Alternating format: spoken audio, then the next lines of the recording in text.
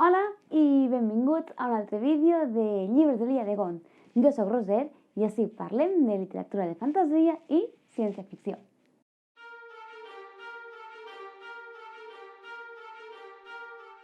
Ja sé que avui potser no us espereu vídeo perquè s'ho podria fa 2 setmanes. El que passa és que la setmana que ve és Nadal, la següent és Cap d'Any i ni jo tindré ganes d'estar pendent d'un vídeo ni vosaltres estareu pendents de cap vídeo. Així que he decidit avançar una setmana i penjar avui un vídeo. Avui és un poc especial de Nadal, diríem, no especialment tampoc, però crec que Nadal és una època que crida molt al quedar-se a casa o a la llar de foc i que tradicionalment, pel fet que els dies eren tan curts, era una època de contar històries, no? D'estar a casa i quan no tenien res que fer, explicar aquestes històries, tradició popular, tradició oral, que totes les cultures tenim, no? I és una cosa que, de fet, em va fer pensar molt una professora que ens va justament això, una professora a la carrera, que per a l'especial de Nadal, per a la classe especial de Nadal, diguem, ens va portar unes entrevistes sobre la pel·lícula El Senyor dels Anells, perquè, segons ella, el Nadal era l'època d'explicar històries i no hi havia millor història èpica que El Senyor dels Anells. I un poc sí que tenia raó, no? En el sentit de que el Nadal és aquesta època de juntar-se amb la família, de passar bones estones, de contar històries, i potser avui en dia no és el mateix, no? Però antigament potser sí que era més d'aquest estil. Així que aprofito la benentesa, diguem, per estrenar una espècie de secció. I és que fa temps que volia fer una sèrie de vídeos que parlaren sobre mitologies. A mi m'agraden molt les mitologies, m'interessa molt, m'encantaria conèixer totes les mitologies del món. Si vau veure el vídeo de Circe, veuríeu que, per exemple, la mitologia grega m'agrada molt i, de fet, la mitologia grega va ser la primera mitologia, diguem, que em va interessar i que em va cridar l'atenció i que vaig voler saber de més, grega, grecorromana. Llavors, volia fer això, no? Volia fer una sèrie de vídeos recomanant-vos llibres, editorials, per a informar-vos o per a saber-ne més de diferents mitologies. I per què dic aprofita la benentesa? Perquè al final les mitologies no deixen de ser històries que han anat passant, narrant-se sobretot oralment. Moltes d'elles no ha sigut fins a molts segles més tard que es van recopilar de forma escrita. Per tant, són mites, són llegendes, són històries que també es narrarien o a la llar de foc o de passeig amb els amics o en reunions familiars, no? I per això crec que és un bon moment per a començar amb aquests vídeos. A mi la mitologia avui en dia que més m'interessa no és la grecorromana, és la nòrdica. Però avui no parlarem encara de la mitologia nòrdica, avui anem a parlar d'una altra mitologia, entre cometes, que m'interessa molt, que seria la mitologia japonesa. Dic entre cometes perquè els japonesos com a tal no tenen mitologia, però sí que tenen el que diríem una cosmologia, és a dir, sí que tenen unes creences sobre l'origen del món on apareixen déus i éssers fantàstics. La mitologia japonesa o la cultura japonesa, el món japonès, a mi, des que era ben xicoteta, m'ha interessat moltíssim. Jo vaig entrar a aquesta cultura, a aquesta societat, a través de la televisió. Com crec que molts de vosaltres vaig créixer veient les sèries de dibuixos animats del K3, del Super 3, i en aquell moment vaig tenir el que seria un xoc cultural, tot i que jo no em vaig adonar que allò era un xoc cultural, no?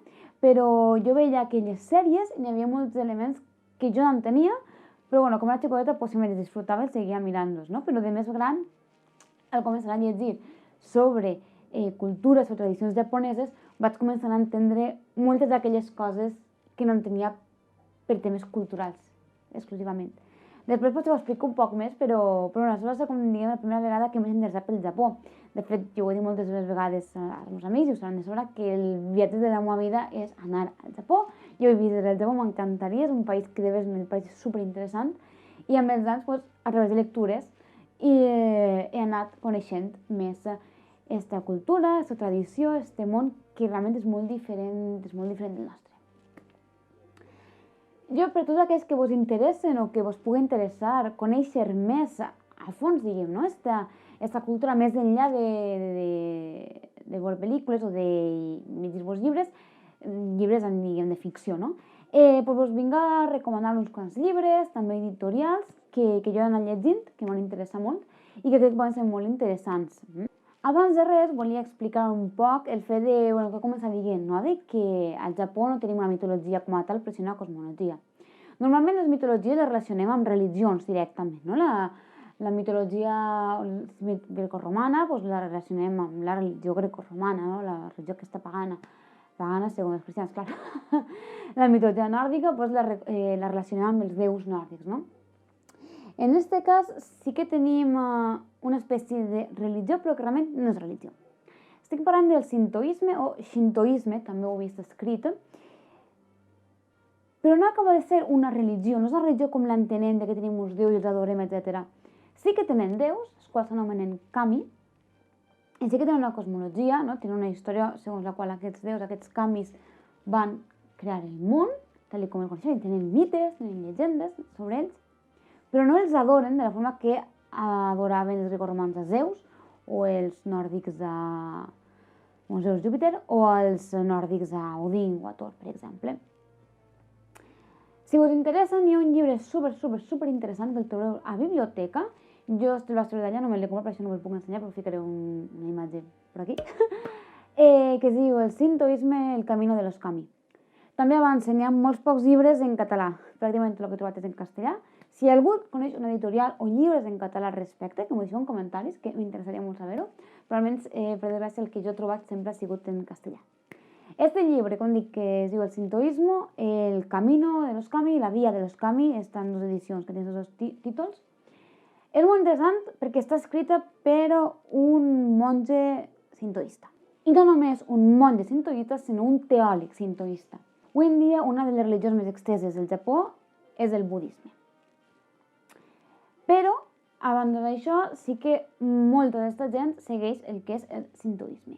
Aquest llibre és molt interessant perquè t'explica exactament què és el sintoisme. Per a mi és un poc difícil d'explicar, però el sintoisme va molt més enllà d'una simple religió. És la forma com els japonesos tenen d'entendre la vida i de relacionar-se amb els elements diaris. És el fet de que, no, per exemple, sí, té un altar a casa amb els seus esperits, amb els seus avantpassats, però la relació que tenen amb aquests avantpassats té a veure amb el sintoisme. El sintoisme ens explica com han d'honrar aquests avantpassats, per què els han d'honrar, no? I com dic, és un poc complicat, però en aquest llibre s'explica molt millor el que jo us puc explicar mai. Però llavors, si us interessa el món del sintoisme, entendre què és realment allò, vos recomano moltíssim aquest llibre. És molt curt i és molt amè de llegir. A mi em va pensar que seria un poc toston, la veritat, i ben al contrari, és superinteressant. A més, explica el fet de per què avui en dia, diguem, els japonesos tenen aquest sentiment tan fort nacional. Jo ho explico un poc grosso modo perquè a mi em pareix molt interessant. I és el fet de, després de la Segona Guerra Mundial, va haver una ocupació militar americana, nord-americana, al Japó, durant la qual van, de certa manera, no eliminar, però van reduir molt qualsevol cosa que fos extremadament japonesa. No, va ser realment una ocupació en la qual van voler deixar molt clar que ja havien guanyat i volien, en certa manera, despreciar bastant tot allò que era japonès. Quan finalment els nord-americans van abandonar el Japó, va haver, per tant, com us podeu imaginar, un moviment de resposta molt fort en contra de tot allò americà. I llavors és el moment en què es dona molta importància al Bushido. El Bushido era el manual de comportament dels samurais en l'època mitjana japonesa. Realment jo les èpoques mitjanes japoneses que van per les eres dels emperadors les controlo poc. Però bueno, és com aquest manual de conducta del bon samurai, en el qual l'honor era el més important que hi havia, si de qualsevol forma et en l'honor feien l'harakiri, etc. Pues, per a ells això en aquell moment va ser el més japonès que hi havia i per tant li van donar moltíssima importància, no? Tant al Bushido com a tot allò cultural que envoltava al Bushido dels samurais i aquella història de la qual provenien. I em pareix molt interessant, no? Perquè comences a entendre un poc més la societat pot ser del Japó i sentir de l'honor i de com intenten narrar-se tan fortament al que ells són i al que ells han estat i rebutgen tan fortament allò occidental. allò, com dic, ho expliquen al llibre i és realment interessant. El per què m'he llegit aquest llibre ho explicaré un poquet després, perquè també entenc que no és un llibre que diguis per què t'has ficat a buscar sintoisme en la biblioteca? Té un motiu i després us explico que està relacionat amb un altre llibre que també us ensenyaré, molt interessant. En relació amb això, us he dit que efectivament els japonesos tenen déus, els anomena kami, també tenen el que es diuen yokai, que són més bé esperits, tot i que de vegades també es tradueix amb el nom de déu, però els déus són els kami. De fet, dato curiós, kamikaze vol dir literalment el déu del vent. Ahí tingueu. Si us interessa saber un poc la cosmologia, jo tinc un llibre que em vaig trobar al Mercat de Sant Antoni. És aquest, mitologia japonesa, està en castellà, mitologia japonesa, los orígenes del mundo. Tenia altres llibres, també tenia uno sobre la Índia i sobre l'hinduisme, no me'n recordo què més. Vos buscaré si està, mira, aquí també la Índia, la romana, bla, bla. Molt interessant, Editorial Blume. Jo buscaré si està a la venda encara, com dic que vaig trobar al Mercat Sant Antoni de casualitat. I és un llibre molt curtet, no crec que siga una meravella necessàriament, però per a conèixer un poc com deia aquesta cosmologia és bastant interessant. És una edició il·lustrada, entre cometes, té il·lustracions molt simpàtiques, la veritat. Està narrat una espècie entre prosa i poesia.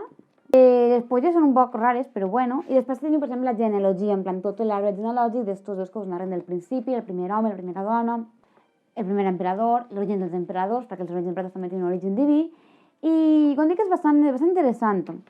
Ja dic, no és cap meravella, ara mateix no recordo ni en què se basa aquest llibre, però bueno, és una versió francesa i si algú interessa, perquè sabeu que existeix, bastant amena de llegir també, doncs, això, si són els mites, diguem literalment, la cosmologia dels mites, no? Com igual que s'explicaria la història de com Cronos, Igea, Zeus i bla, doncs el mateix, però en aquest cas en els déus japonesos. És interessant perquè, per exemple, si us interessa molt el Japó i demés, sí que n'hi ha alguns temples dedicats a la deessa del sol, per exemple, que és molt famós, i d'altres elements molt turístics que estan relacionats amb els déus de quals així se parla. Per tant, si us interessa, primer llibre de recomanar, este. La segona cosa que volia recomanar-vos és una editorial. Jo us en recomanaré avui dos, que com he dit, publiquen les dues en castellà. No sé si alguna d'elles publica en català, però la cosa per ara, crec que no. De Quaterni tenim la guia il·lustrada de monstres i fantasmes de Japó. Són edicions, a veure, que això de llegir, sentar-te a llegir-te, pues no. És per sentar-te, donar una ullada, però està molt interessant perquè es basa en històries populars.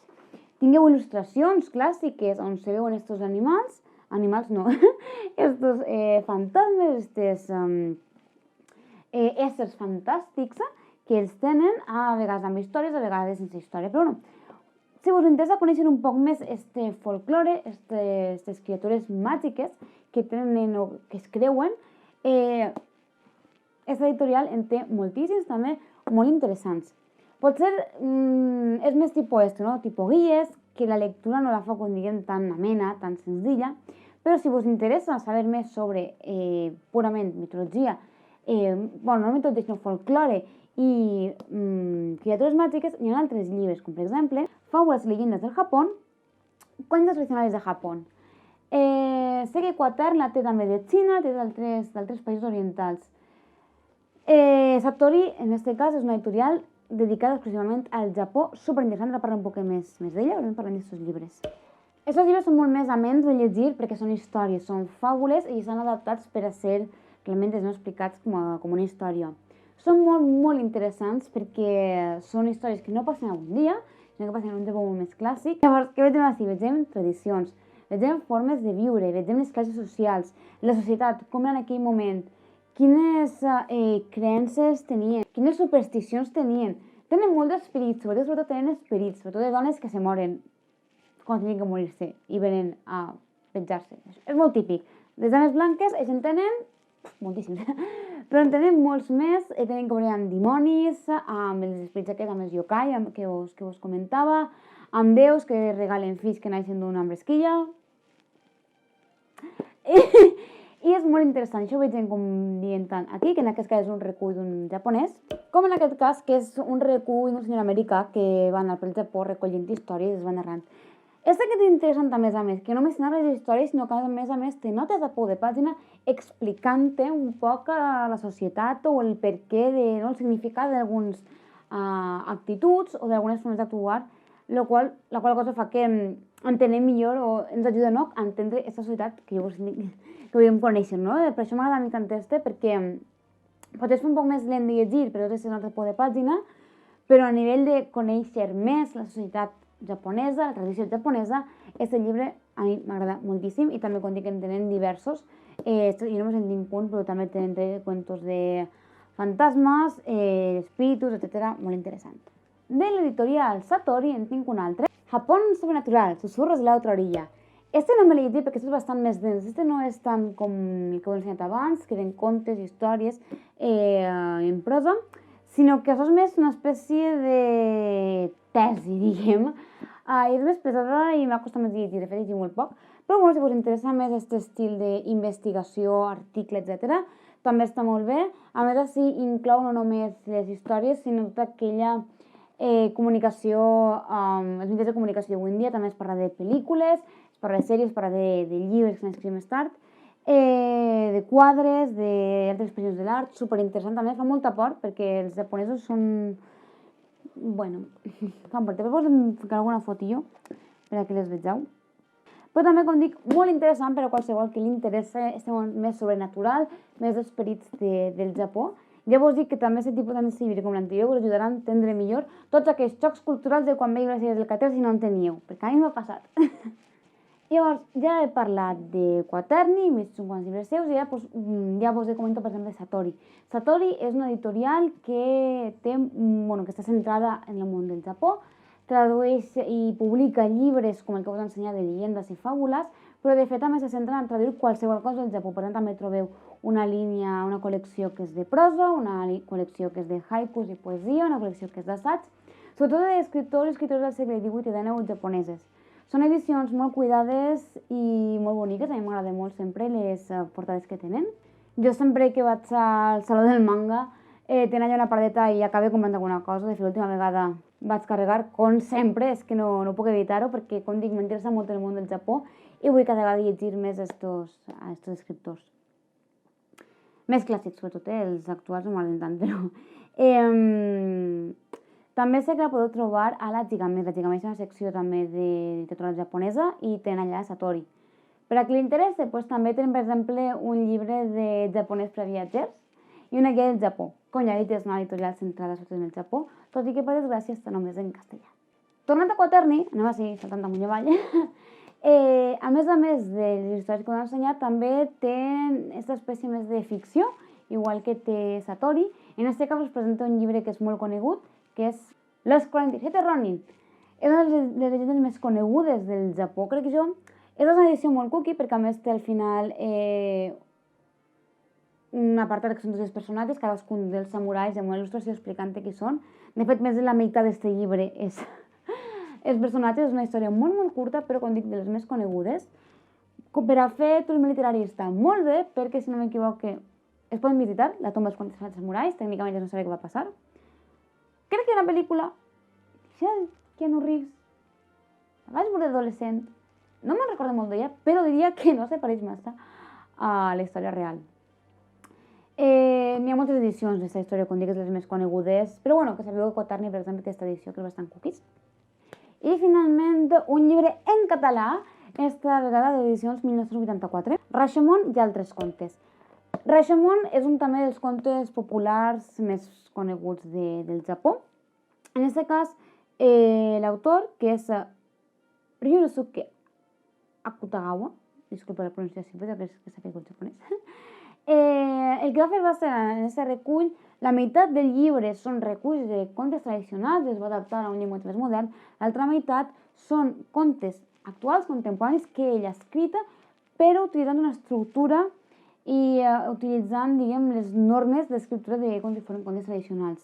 Super interessant. La segona part, recordo que parlava molt de relacions interpersonals. Em va agradar moltíssim, no sé com dir, moltíssim, però també, si us interessa aquest tipus de literatura, sabeu que teniu també aquesta edició en català. I, òbviament, si vos agrada la cultura japonesa i si us interessa més el món del Japó, El més segur és que no només sigui llibres, sinó que també potser vos interessa altres formats, com sigui el format audiovisual. Jo, com ja he dit, vaig entrar o em va començar a interessar aquesta cultura a través primer dels animes, de les sèries d'animació. I, com dic, vaig tindre molts xocs culturals durant molts anys, fins a l'entrada de l'adolescència, que jo fins més tard no m'he donat que eren xocs culturals. Però bueno, vaig a parlar de sèries, sinó que vaig a parlar de pel·lícules. No soc una experta en cine oriental, no soc experta en cine japonès, de fet he vist molt poc cine japonès, però sé que hi ha un director que a mi m'encanta i el director és Hayao Miyazaki. Si no el coneixeu de nom, el coneixereu per les seves pel·lícules, com és La princesa Mononoke o El viatge de Chihiro. Hayao Miyazaki és cofundador de l'estudio Ghibli, que és el que ha fet aquestes pel·lícules, no? Com dic, entre moltes altres. N'hi ha moltes més pel·lícules que no són seues. Estudio Ghibli. Curiositat, Estudio Ghibli va fer una pel·lícula d'un mag de Terramar. Sí. La va fer el fill, Goro Miyazaki, i és una història molt interessant, de fet molt curiosa. La pel·lícula del mag de Terramar, que ja no l'he vista, diria que mescla la història de la tercera d'una costa més llunyana, amb Jet, Levant, etc. Però d'una forma terrible. De fet, Ursula Le Guin va dir que allà no era una Terramar i va renegar completament d'aquella pel·lícula. Per què va fer Ursula Le Guin d'aquella pel·lícula? Pues perquè resulta que Hayao Miyazaki era molt fan d'Ursula Le Guin. Òbviament, qualsevol persona que s'apreci és fan d'Ursula Le Guin. Era molt fan i volia haver-la fet. El que passava és que en aquell moment, si no m'equivoco, estava fent la pel·lícula de Ponyo en el acantilado, no sé si té versió catalana. Esta pel·lícula estava en aquella i la volien fer en aquell moment i llavors vam proposar que ho fos el seu fill. Hayao Miyazaki va dir que no volia que el seu fill fes aquella pel·lícula, que no s'ha preparat. El seu fill va dir, jo vaig a fer aquesta pel·lícula. I, de fet, quan van fer el passe preliminar per a la gent de l'estudi de més, Hayao Miyazaki se'n va eixir a la meitat de la pel·lícula perquè li va parecer horrible i horrenda. Hayao Miyazaki és un senyor molt japonès en aquest sentit, és molt sec, és molt orgullós i és molt... I llavors va dir al seu fill que això és una cagada i que sin más. No recondic res de veure mai, de fet. Va estar en cines en Espanya perquè recorde que el meu germà i els seus amics la van anar a veure, tot i que en aquell moment no vaig relacionar Ursula Le Guin en res. Però més tard, sabent que tampoc és que fos molt bona, doncs no l'he vista. Tota aquesta història, per cert, ho sé perquè l'any passat, en el confinament, van publicar gratuïtament una sèrie de documentals d'un periodista que va anar seguint a Hayao Miyazaki durant la creació de diverses de les seves pel·lícules i s'ha subtitulat en anglès, en castellà i de més. Per si us interessa, és superinteressant. Jo vaig veure el primer capítol, que era Ponyo, i tindrà tota aquesta experiència de Hayao i el fill i Terramar. De fet, és que Hayao Miyazaki, en certa manera, s'ha inspirat en Úrsula, com per exemple en El viatge de Chihiro. Tot este poder que li dona a les paraules i als noms, ell ho troba justament de Terramar. I a mi una cosa amb molta il·lusió perquè, si no sabeu, sóc fan d'Ursula Le Guin. Però tornem a Hayao Miyazaki. Hayao Miyazaki, com ja vos he dit, és una persona molt japonesa i dins de ser molt orgullós i donar molta valor a l'amor, alhora, és molt tradicional. Ell, tot allò que ve de l'oest, allò que ve occidental, no li agrada perquè és una sensació que està eliminant l'essència dels japonesos. Per tant, ell, a través de les seves pel·lícules, intenta plenar-lo, intenta mostrar esta sensibilitat japonesa, este folclore japonès, esta forma de ser japonesa. I de fet és bastant curiós perquè de fet ens perdem molta cosa de les pel·lícules de Hayao Miyazaki quan les veiem, ja que no coneixem aquest folklore. I de fet jo fa temps vaig fer la proposta a les biblioteques de Barcelona de fer una exposició del folklore japonès a través de les pel·lícules de Hayao Miyazaki. Va ser un projecte que vaig preparar amb un curs de gestió i d'edició d'exposicions. El que va passar és que la distribuïdora que té els drets de distribució en Espanya de les pel·lícules de Hayao Miyazaki, quan es vaig demanar d'utilitzar fotogrames per a mostrar-les en una exposició totalment gratuïta sense benefici, em van dir, lo sentimos, però no, gràcies. I entonces pues, es va quedar en l'exposició, però bueno, jo vaig trobar algo de bo d'ahir, és que vaig llegir molts llibres, entre els quals el llibre del sintoisme, del qual us he parlat abans, i vaig aprendre moltíssim de cultura japonesa, va ser l'excusa perfecta per a mi per a llegir encara més i aprendre molt més, i ha sigut un dels últims llibres que us vull recomanar. El mundo invisible de Hayao Miyazaki. Este llibre és una tesi doctoral, escrita per Laura Montero Plata. I ja sé que pensareu, tesi doctoral, pesadesa. No, és un llibre super interessant, molt amè de llegir. Ja veig que està tot marcat per l'exposició aquella que jo volia haver fet i no ho vaig fer. Parla de Hayao Miyazaki com a persona, parla dels seus orígens, òbviament, de què va estudiar, la seva vida personal, etc. Però parla molt també, com dic, d'este folklore dins de les seves pel·lícules, de tots els temes que tracta. Té un apartat sobre el teatre, no, que és un teatre clàssic japonès, que té una estructura molt marcada, unes característiques molt marcades, que jo desconeixia completament, i com algunes de les pel·lícules segueixen marcadament tot aquest teatre. Parla dels matsuris, que són els festivals japonesos, parla dels yokai. Com a curiositat, una cosa que potser és una conta, potser no, però jo recorde que en les sèries d'anime que hi veig xicoteta, quan hi havia capítols de por, quasi sempre el fantasma que apareixia era un paraigües en ulls i boca. I jo no entenia per què tenien un fantasma en ulls i boca. Però així t'expliquen que una de les creences que hi ha al Japó és que un objecte està llançat o està en desús durant més de 100 anys, cobra una vida, entre cometes, no? Es coneix una esperita. I l'objecte més típic que es passava en desús ràpidament eren els paraigües. Per això el fantasma del paraigües en Japó és tan típic. Però són tonteries, sí, són tonteries. Però bueno, això ho vaig aprendre així, m'agrada moltíssim, així entre moltes altres coses. Si us interessen les pel·lícules d'Estudio Ghibli, hi ha una sèrie de llibres que publica Generación Ghibli, que en primer lloc va ser un blog dedicat a les pel·lícules d'Estudio Ghibli, i més han anat fent publicacions que estan centrades en cadascun de les seves pel·lícules. Té un nom més general que diria que es diu Mi vecino Miyazaki, i després sí que tenen guies de cadascun d'aquestes pel·lícules. Jo, Mi vecino Miyazaki, el tinc, no el tinc així, però me l'he llegit, el tinc al poble, està bé, però són més sinopsis i com molt més tot general, diguem. Si realment ens entrarà al quid de la qüestió, jo ho recomano el de Laura Montero, però els d'Estudio Ghibli també està molt bé. I, bueno, això serien les meves recomanacions que vos faig si vos interessa, com dic, la cultura japonesa, el sintoisme, la mitologia japonesa. Crec que són llibres que, si vos interessa tot aquest tema, disfrutareu, gaudireu, us agradaran i us ajudaran a aprendre un poc més del món nipó, d'aquest món que pareix que no, però està molt lluny de nosaltres. També he parlat sobretot de llegendes, de fàbules i en qualsevol cas d'escrits més clàssics. Escriptors contemporanis he de confessar que no he llegit gaire. El més contemporani que he llegit és el que ha fet este recull de Rashomon. I totes aquelles persones que ara esteu a punt d'escriure els comentaris Rosario, llegeix Murakami? Ho sé molt, no m'agrada Murakami, ho he intentat. Jo m'avance. No dic que no sigui un escriptor, segur que és meravellós. Tinc amics que són molt fans, que m'han intentat convèncer per activa o per passiva que llegisca.